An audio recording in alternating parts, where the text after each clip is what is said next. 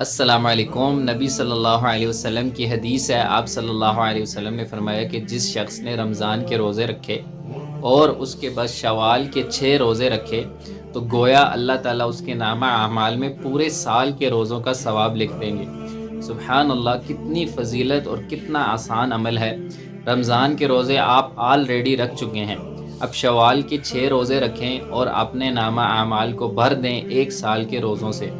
اب سوال پیدا ہوتا ہے کہ شوال کے روزے متواتر رکھیں یا وقفے وقفے سے رکھیں، تو دونوں طرح آپ رکھ سکتے ہیں، اس میں کوئی قید نہیں ہے۔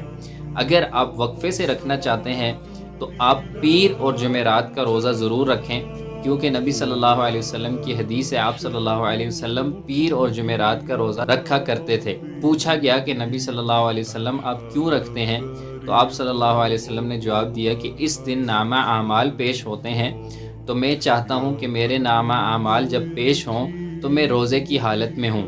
اور اسی طرح چاند کی 13، 14، 15 کا روزہ بھی آپ ضرور رکھیں۔ نبی صلی اللہ علیہ وسلم نے صحابہ کو نصیحت کی تھی کہ 13، 14 اور 15 کا روزہ ضرور رکھا کریں۔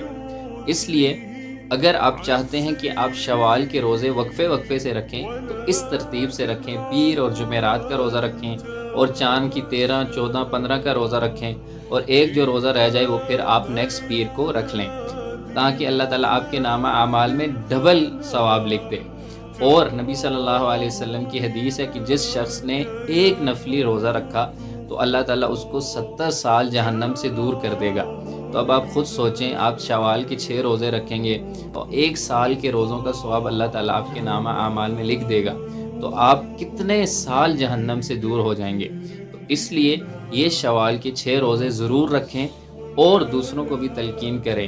اگر آپ کی وجہ سے کسی ایک بندے نے بھی روزے رکھ دیے تو اللہ تعالیٰ آپ کے نامہ اعمال میں بھی اتنا ہی ثواب لکھ دیں گے جتنا کرنے والے کے نامہ اعمال میں لکھ دیا جائے گا۔ اللہ تعالیٰ سے دعا ہے کہ اللہ تعالیٰ ہمیں ان 6 روزے رکھنے کی توفیق عطا فرمائے۔ جزاکم اللہ خیر۔